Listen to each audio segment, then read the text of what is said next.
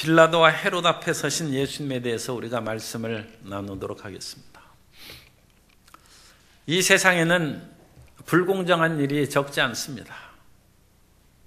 빌 게이츠도 세상은 불공평하다고 그렇게 얘기했는데, 불공평한 세상에서 고등학교 때 좌절하지 말고 꿈을 향하여 전진하라는 것입니다. 그래서 세상은 공평하다고 많은 사람들이 그렇게 생각할 수 있는데 그렇지 않은 것이죠. 그런데 불공평한 이 세상에서 억울한 일을 당할 때 우리는 공정한 재판을 기대하는 것이죠. 그런데 재판도 불공정하다면 어떡하겠습니까? 그래서 포청천을 기다리는 거예요.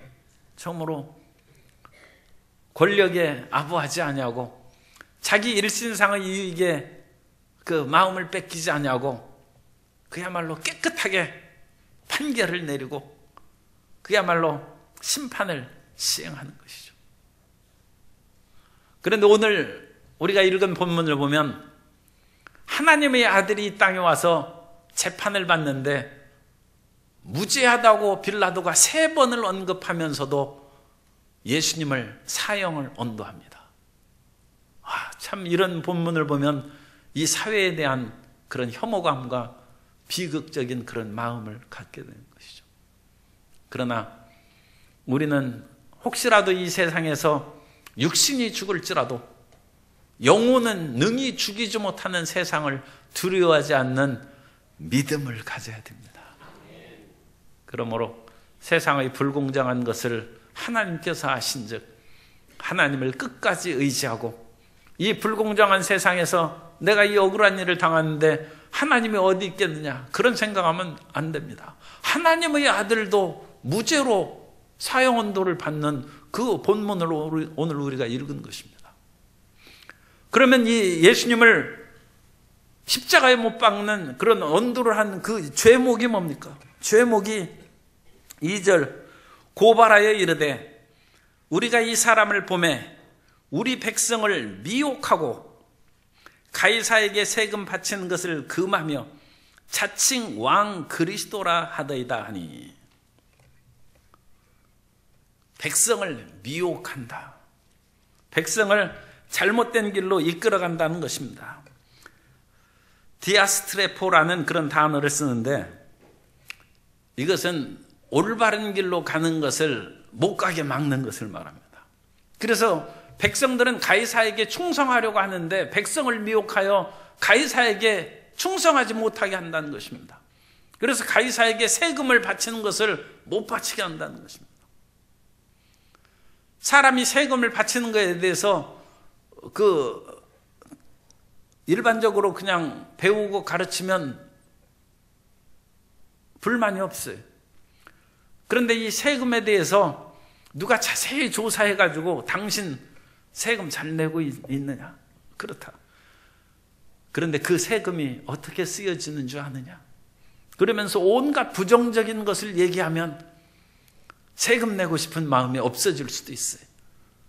그것이 올바른 정보 같으면 그래도 괜찮은데 거짓된 정보면 그것이 미혹하는 것입니다. 그래서 백성들이 정부를 불신하고 세금을 안 내게 만든, 오늘날 가짜 뉴스가 청와대 게시판에 올라와가지고 10만 명의 청원 동원을 얻어냈는데 조사해보니까 가짜더라는 거예요. 10만 명을 미혹한 것이죠. 10만 명을 미혹해서 자기가 폭행을 당하고 억울한 일을 당했다 해서 이 억울함을 풀어달라고 했는데 그것은 조작된 것이다.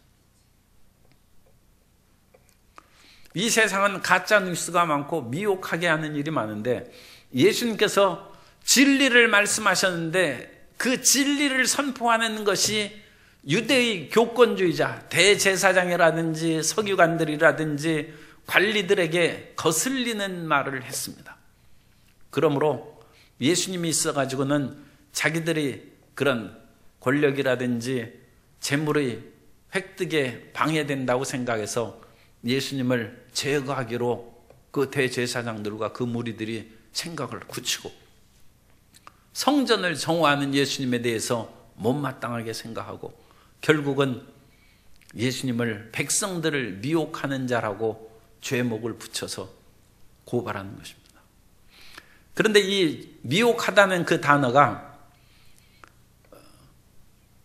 아합 시절에 엘리야에게도 적용됩니다.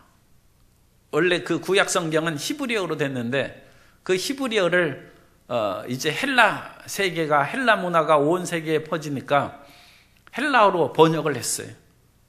그것을 이제 70인역이라고 부릅니다. 그래서 이 70인 번역역에 보면 아합이 엘리야를 만나서 이스라엘을 괴롭게 하는 자여 너냐?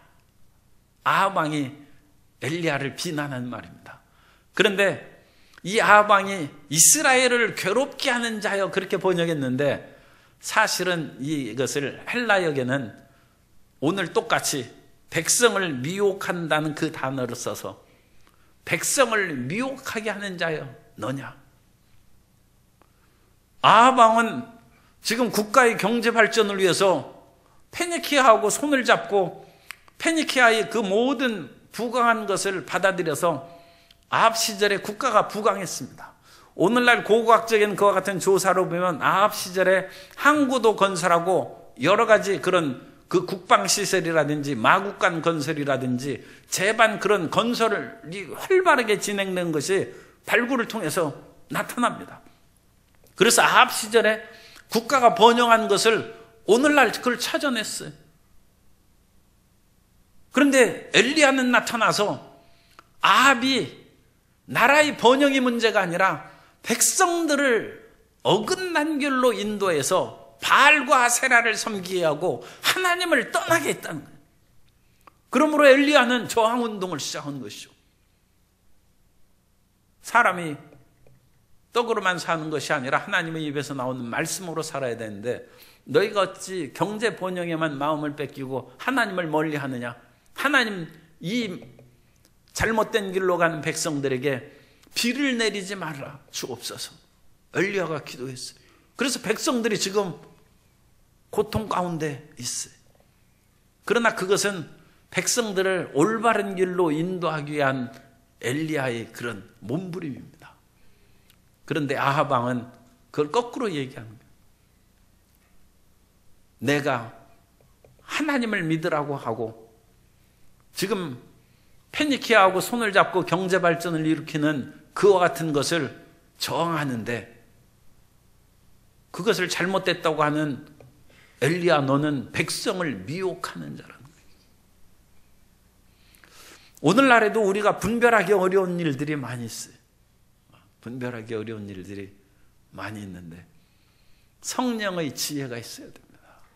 우리는 한순간 우리가 살아야 100년인데 지금 이 삶을 올바르다고 생각했을지라도 이 시대가 잘못됐으면 그 전 시대는 다 잘못된 거예요. 중세의 1000년은 오늘날의 많은 사람들이 암흑시대라고 합니다. 1000년 동안 암흑시대라는 거예요. 그 시대에 살던 사람들은 다 잘 된다고 그와 같이 생각했을지라도 오늘날 인류 역사의 그 모든 것을 살펴본 즉 중세 1000년은 암흑시대라는 그런 판결을 받으면 그 당시에 올바르다고 생각했던 사람들이 얼마나 허망하겠습니까? 그러므로 우리는 진리의 말씀에 굳게 서야 되고 성령의 인도하심을 받아서 세상의 처세술이나 세상의 관점이나 세상의 흐름과 영합하지 아니하고 하나님의 참다운 말씀 가운데 살아가야 될 줄로 믿습니다. 그런데 어쨌든 간에 이 당시에 성전을 우리가 보존하는 것이 대제사장들에게 있어서는 첫 번째 사명으로 생각했어요. 하나님은 그렇게 생각하지 않습니다. 하나님께서는 영과 진리로 섬기지 않는 성전은 무의미하다고 하나님은 생각하셨는데 대제사장들은 성전이 없으면 이스라엘 백성들이 어찌 살아가고 이스라엘의 정체성이 사라진다고 생각해서 성전에 채찍을 들고 장사하는 사람을 쫓아낸 예수님을 한 사람을 죽이는 것이 오히려 이 민족을 살리는 길이라 정반대로 생각한 것이죠. 그래서 예수님을 미혹하는 자로 고발한 것입니다. 그런데 빌라도는 완전히 일반 세상 사람입니다. 유대인들은 성전에 대한 신앙이라도 있죠. 그것이 비록 잘못된 그런 성전 신앙입니다만 자기들은 그래도 영적으로 종교적으로 예수님을 고수했는데 빌라도는 완전히 세상적인 관점에 의해서 예수님을 신문하고 내가 유대인의 왕이냐 그렇게 3절에서 묻습니다. 그것은 예수님을 정말로 왕으로 물은 거예요.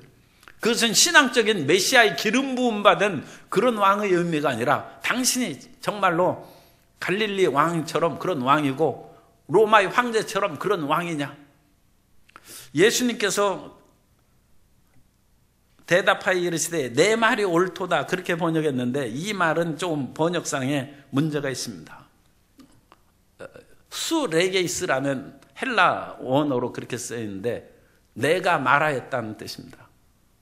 그러니까 내가 옳도다라는 옳고 그른 단어가 없습니다. 없고 내가 그렇게 말한다 그런 뜻입니다. 그러니까 유대인의 왕이냐 대답하여 이르시되 내가 그렇게 말한다 그런 뜻이에요. 그러니까 그것은 내가 그와 같이 믿고 얘기하는 그런 뜻이냐? 너도 나를 유대인의 왕으로 믿고 그와 같이 나에게 질문하는 것이냐 하는 예수님의 어느 면으로는 반문하는 것입니다. 예수님께서 너도 그와 같이 믿고 유대인의 왕이라고 나에게 얘기하는 것이냐? 그렇게 질문하는 거예요. 어쨌든 간에 빌라도는 예수님 보고 유대인의 왕입니까? 그렇게 여쭈었는데 예수님께서 너도 그렇게 알고 있느냐? 그렇게 물으시니까 이것은 일종의 동문서답 비슷하게 되면서 빌라도는 이분은 뭐 왕이 아니라는 것을 자기가 이제 확신하게 된 것이죠. 그래서 빌라도는 예수님은 무죄하다. 아니 이건 유대인들이 종교적으로 예수님을 얽어서 죽이려고 하는 것임을 빌라도도 로마 총독인데 어찌 그걸 모르겠습니까? 그래서 그걸 알고 무죄하다. 그것을 알고 이 사람에게는 죄가 없다. 그렇게 하는데 무리는 이미 예수님을 죽이기로 작정했어요. 예수님은 성전 예배에 방해되고 자기들의 종교를 유지하는데 이 방해가 된다는 것입니다. 예수님이 진리고 예수님이 의를 행하는 것은 문제가 아니에요. 자기들이 그런 종교를 지키고 성전을 지키고 관습을 지키는 것이 중요합니다. 이 세상에서 관습이나 사회적인 그런 것들이 중요한 것들도 있어요. 그러나 그런 것은 본질이 아닙니다. 사람은 진리를 위해서 살아야 되는데 살아가다 보면 살아가는 방식에 얽매여 있는 경우가 있습니다. 그래서 우리는 삶의 방식을 붙잡아서는 안 되고 그것이 참인지 거짓인지 그것을 붙잡아야 되고 거짓된 것 같으면 관습을 버려야죠. 오늘날 그 기도원이라든지 이제 학교는 많이 바뀌고 그랬습니다만 우리 교회도 좌식 변기로 그걸 다 바꾸려고 했더니 청소하기 어렵고 지저분해서 그 성도님들이 싫어한다고 해서 몇 개 하다가 지금 그 안 하고 있습니다만 이 교회 학교 학생들을 이제 우리가 아는 그 우리 순복음 교회에서 가는 기도원 있지 않습니까?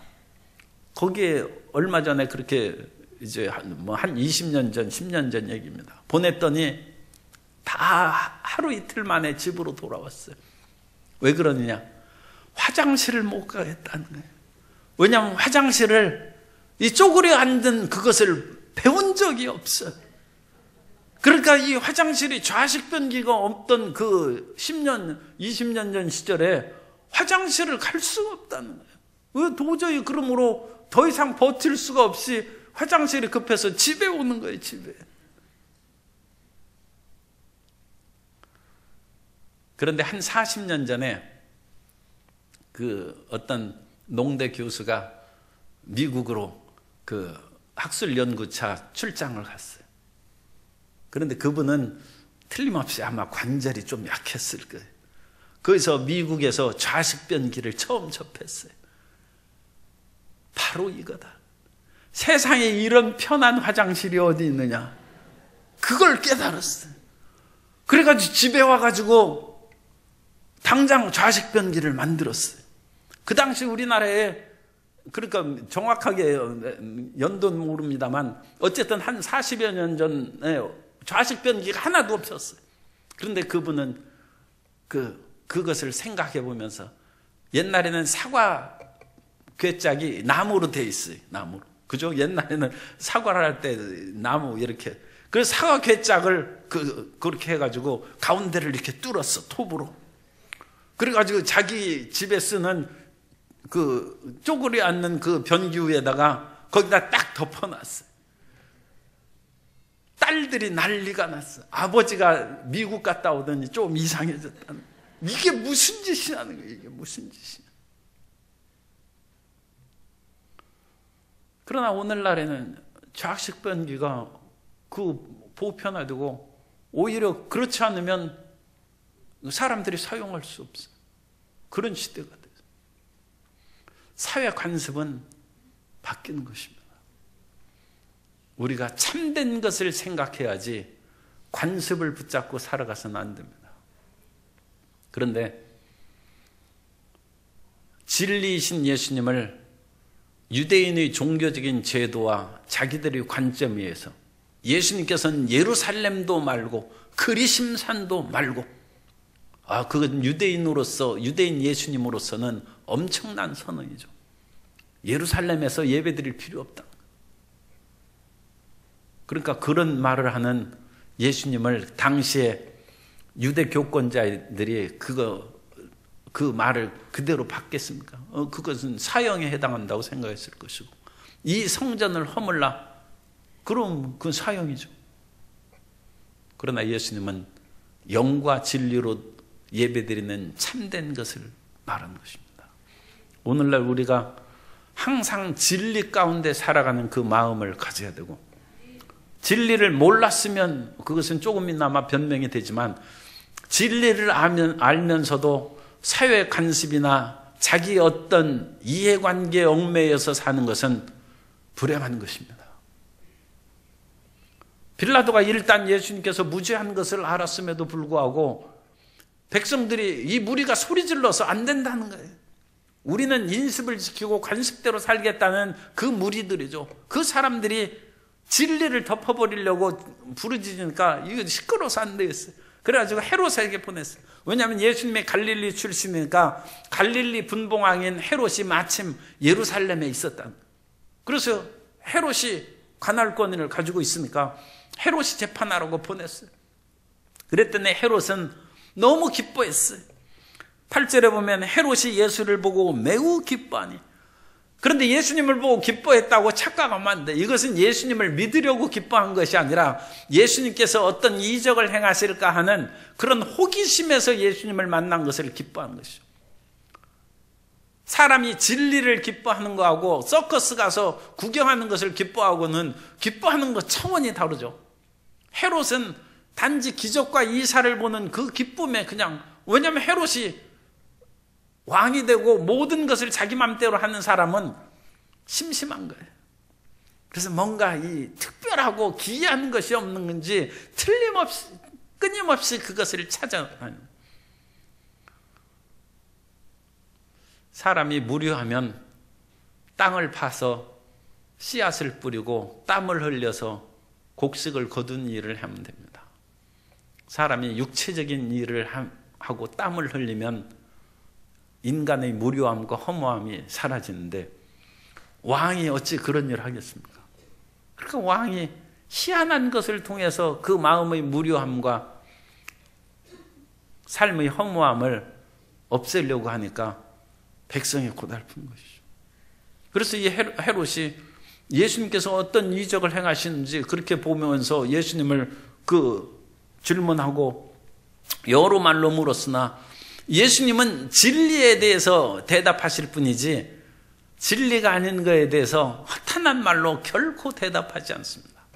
예수님은 이 사람으로 이와 같이 그것이기 때문에 우리가 예수님을 일반 사람하고 비교하는 것은 그것은 뭐 잘못입니다만, 그럼에도 불구하고 사람이신 예수님도 얼마나 강인하고 담대한 분이신지 알 수 있어요. 사람은 웃사람이 자꾸 얘기하면, 웃사람이 엉터리 그냥 빈말이라 할지라도 그것을 그냥 차마 무시하지 못하고 대답을 하는 경우가 있어요. 그런데 예수님은 어림없습니다. 예수님은 왕이라 할지라도 허탄한 얘기하는데 대답도 안 합니다. 물론 헤롯은 왕이기 때문에 예수님을 해롭게 할 수 있어요. 그런데 예수님은 그런 거에 개의치 않습니다. 사람이 자기를 괴롭힐 수 있는 사람 앞에서 비굴하지 않는다는 것은 대단한 용기입니다. 이런 것이 훌륭한 사람이죠. 그런 거에 대해서 마음을 숙인다거나 결코 그런 것이 없어요. 예수님께서 이 대답 안 하고 그러니까 이 헤롯이 기분 나쁘잖아요. 자기가 왕인데 이 자기를 무시하는 거예요. 그러니까 이 헤롯은 11절에 보면 그 군인들과 함께 예수를 업신여기고 희롱하고 빛난 옷을, 이 빛났다는 것은 휘황찬란한 왕복과 같은 그런 것을 입혀가지고 예수님을 그렇게 심심하니까, 그러니까 이 헤롯도 이 아주 천박한 인격이죠. 헤롯이 집안만큼 이 천박한 집안도 없습니다. 그러니까 헤롯은 비록 왕가의 집안이라 할지라도 존경할 수 있는 왕이 있고 그렇지 않은 집안이 있는데 아주 천한 집안입니다. 그 집안의 내역과 활동한 것은 입에 올리기가 어려운 아주 부끄러운 집안입니다. 그래서 이 헤롯은 이 군인들과 함께 예수님을 업신여기고 희롱하는, 아니 자기가 예수님 빌라도가 신문하라고 보냈으면 올바르게 재판할 생각을 해야지, 예수님께 무슨 이적을 행하고 신비한 일이나 있을까 그걸 보다가 예수님께서 그런 하찮은 인간에게 대꾸도 하지 않으니까 이제 골려먹고 그런 희롱하고. 그러나 어쨌든 간에 예수님은 이런 불이익을 당해도 주님께서는 그들에게 조금이나마 굴복하거나 아부하지 않습니다. 예수님은 참 강인한 그런 성품을 가지셨어요. 그리고 나서 헤롯도 예수님께서 이렇게 보니까 무슨 죄가 있겠어요. 그러니까 다시 빌라도에게 도로 보냈어요. 그래서 헤롯과 빌라도가 서로 간에 뜻이 그때는 서로 통한 것이죠. 그래서 헤롯과 빌라도는 둘 사이가 좋지 않았답니다. 그러나 이날에는 서로 친구처럼 그냥 예수님을 죄인으로 주고받는 그런 상황에 이른 것입니다. 그래서 다시 이제 공은 빌라도에게 넘어왔어요. 그래서 빌라도가 대제사장들과 관리들과 백성들을 불러 모으고, 이 당시 빌라도의 재판이 아마 공개 재판이었던 것 같습니다. 그래서 이 대제사장과 관리들만 불러 모은 것이 아니라 백성을 불러 모으고 그와 같이 이제 다시금 재판을 시작하는 것입니다. 그래서 공개 재판을 그렇게 하는 것입니다. 그러면서 다시 죄목을 얘기하죠. 너희가 이 사람이 백성을 미혹하는 자라. 백성을 잘못된 길로 이끌어간 사람이다. 이 백성을 미혹한다는 이것은 사실은 이제 대제사장이 백성들을 미혹해서 예수님을 떠나게 합니다. 그러니까 이 미혹이란 단어는 예수님께 적용하는 죄목이 아니라 이제 대제사장이 이 죄목을 받아야 되는 것이죠. 왜냐하면 이 대제사장들과 관리들이 예수님을 정죄하고 예수님을 나쁜 사람이라고 그렇게 규정하자 백성들의 마음이 돌변합니다. 지금까지 백성들은 예수님을 존경하고 예수님을 따라왔습니다. 왜냐하면 예수님께서 백성들의 병을 고쳐주시고 그들의 상한 마음을 어루만져 주셨기 때문에 예수님께서 백성들에 대한 인기가 그야말로 하늘을 찌를 듯 했어요. 그래서 대제사장들이 백성들 앞에서 예수님을 체포하지 못했습니다. 왜냐하면 백성들이 보는 앞에서 예수님을 체포했다가는 밀란이 일어날까 두려워가지고 이 어떻게 예수님을 체포하나 생각해서 그 유다에게 돈을 주고 몰래 예수님을 그렇게 붙잡은 것입니다. 그러니까 백성들이 예수님을 얼마나 존경하고 따랐다는 것을 알 수 있죠. 그런데 이 백성들이 예수님이 이제는 붙잡혀 왔어요. 그리고 이 대제사장들과 대제사장들은 예수님은 그 당시에 갈릴리의 그런 선생이죠. 갈릴리 랍비요, 선지자로 생각한 것이고 공식적인 유대인의 최고 지도자는 대제사장입니다. 그런데 대제사장이 예수님을 죄인으로 빌라도에게 고소한 것이고 예수님을 올바르지 못하다고 지금 정죄하고 있습니다. 그러니까 백성들이 줏대가 없어요. 마음이 바뀌었어요. 그래서 예수님을 십자가에 못 박으라고 이제 외치는 사람으로 바뀝니다. 그래서 이 백성은 그 고래로부터 오늘날에 이르기까지 믿을 수가 없어요. 믿을 수가 없어요. 그게 소위 포퓰리즘입니다. 그래서 수많은 사람들이 정치가들이나 그런 사람들을 막 떠받들었다가 어느 날 하루아침에 그런 사람을 매도해서 내팽개치는 것이죠. 그래서 이 백성들을 전사로 만들기 위해서는 세뇌 교육을 시키고 사상 교육을 시키는 그런 무리들도 있어요. 그래서 이 어떤 이해관계가 있는 지역에서는 사람들이 몰려가서 그 지역 주민들에게 그 같은 사상교육을 시키고, 옛날에는 오해받은 것이 야학을 공부하고 시골에서 농활 활동해서 농촌 봉사 활동을 하면 그 농민들에게 국가에 대한, 정부에 대한 불만을 심어준다 해서 야학도 하지 못하게 하고 농활도 못하게 했어요. 그러니까 얘기하는 거예요. 공부도 가르치면서 당신들이 이와 같이 피땀 흘려 일하는데 쌀 한 가마니에 10,000원 하니까 이게 말이 되느냐. 그럼 이 농민들이 분노하는 거예요. 그래, 맞아.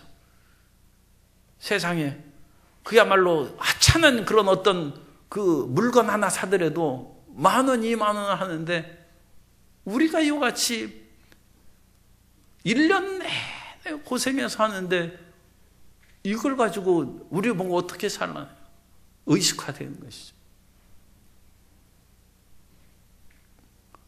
그래서 이 백성들을 그런 새로운 전사로 변화시키는 그런 야심을 옛날부터 수많은 사람들이 가졌고, 그런 사람들을 앞장세우고 실질적으로 이득을 취하는 사람은 뒤편에 서서 어떤 사회적인 변화를 일으키고 결국은 수많은 사람이 쓰러진 터 위에서 그 사람들이 자기들이 이익을 챙기는 그런 일이 있습니다. 그러므로 이 백성들이 참다운 그런 그 진리의 말씀에 서는 것이 중요합니다. 그래서 모든 이 나라 백성들이 진리로 무장해야 되고 이리저리 끌려가는 그런 사람이 되어서는 안 되고, 오늘날 우리가 삼남불 시대가 되어도 이 나라 백성들이 선진화적인 그런 교육을 받지 못하고 선진국의 시민답게 살아가는 길을 알지를 못한다. 그래서 층간소음에 있어서도 서로 간에 이해하고 사랑하는 것을 알지 못하고, 자동차의 그런 것에서 양보하는 것을 알지 못하고, 자기를 앞지르면 가서 보복하고, 이게 어찌 선진국입니까? 그러니까 다른 나라도 좀 끼어들고 그러긴 있어요. 그리고 미국 사람들도 안 보면 새치기 하고 그래요. 그러나 더 많은 사람들은 절대 새치기 안 하고 그야말로 줄 서서 기다리고, 남이 깜빡이 키면 금방 비켜줍니다. 그래서 그걸 선진국이라고 하는 거예요. 그러면 우리나라도 이 백성들이 그런 선진화의 그런 의식을 가져야죠. 우리 백성들이 그런 참다운 것으로 교육화되고 길들여져야 되는 것이지, 어떤 특이한 사실에 대해서 머리에 띠띠 들고 반대하는 것이 그게 어찌 백성들을 올바르게 가르치는 것입니까? 그건 자기가 이용해 먹는 것이죠. 그러니까 이용해 먹는 사상과 이념의 무리들을 제거해버리고 이 민족의 정신이 높아져야 돼요. 정신이 고양돼야 됩니다. 그러나 인류 역사에 있어서 백성들은 어찌됐든지 배울 수 있는 기회가 적고, 왜냐하면 먹고 사는 문제가 너무 많은 시간을 차지하기 때문에 그런 시간이 없어요. 그래서 이 백성들이 예수님께서 치료하시고 돌봐주셨을 때는 그야말로 예수님을 그리스도라고 모시고 받들고 하던 사람들이 예수님을 하루아침에 돌변해서 십자가에 못 박으라. 6월절이 되면 우리가 8.15 광복절에는 특별 사면을 하는 것처럼 6월절이라든지 그런 특별한 유대인의 절기에는 로마에서도 죄인들을 사면해 주는 것이 있은 것으로 그렇게 봅니다. 그래서 17절에 보면 없죠. 그러니까 유력한 사본에는 17절이 없습니다. 그러나 조금 연약한, 그러니까 가장 인정받는 사본에는 없지만 조금 덜 인정받는 사본에는 17절이 있어요. 그래서 여러분도 성경이 조금 그렇게 주가 달려있는 성경을 그렇게 사서 보는 것이 좋아요. 거기에 보면 명절을 17절, 명절을 당하면 반드시 한 사람을 놓아주더라가 있다. 어떤 사본에는 이 17절에 이것을 넣어줘서 6월절의, 예수님께서 6월절을 즈음해서 돌아가셨죠. 그러니까 이 6월절의 특별 사면이 있더라 하면서 이 말이 있어야 18절을 우리가 이해하기 쉬워요. 18절에 무리가 일제히 소리질러 이르되 이 사람을 없이하고 바라바를 우리에게 놓아주소서. 특별 사면을, 예수님을 버리고, 그 당시 선동가이고 좋게 얘기해서는 민족혁명가죠. 로마의 압제에서 유대민족의 해방을 그와 같이 추구한 혁명가 바라바를 놓아. 이 바라바는 아람어인으로 아버지라는 뜻입니다. 그런데 이것을 헬라화되어서 이제 음역되어서 바라바가 됐는데, 어쨌든 이 바라바를 놓아달라고 그와 같이 얘기합니다. 그러자 빌라도가 기가 막히죠. 그래서 이 빌라도가 다시 한번 22절 세 번째, 이 사람이 무슨 악한 일을 하였느냐? 나는 그에게서 죽일 죄를 찾지 못하였나니 때려서 놓으리라. 그냥 무죄니까 그냥 내보내야 되는데, 그래도 대제사장들이 고소했으니까 좀 절충안으로 어느 정도 때려서 놓는 그런 형벌로 약화시켜서 예수님을 방면하겠다. 죽일 죄는 없다는 것입니다. 그러나 백성들이, 이 무리들이 더 큰 소리로 십자가에 못 박히를 구한지라. 24절에 보면 이에 빌라도가 그들이 구하는 대로 하기를 언도하고, 정의의 논리가 아니라 실용의 논리입니다. 소위 말해서 이것은 오늘 현대적으로는 사법적인 논리가 아니라 정치 논리로 예수님을 십자가에 내어주는 것입니다. 오늘날에도 법적인 그런 일을 행할 때 이건 정치 논리로 나가 잡힌 것이다 하는 사람들이 있지 않습니까? 그건 역사가 밝혀지겠지만 그 사람이 정치적인 논리로 잡혀갔는지 정말 사법적으로 범법자여서 잡혀갔는지는 조금 더 지나면 명확하게 드러나죠. 그런데 예수님의 사형운동은 분명한 정치 논리입니다.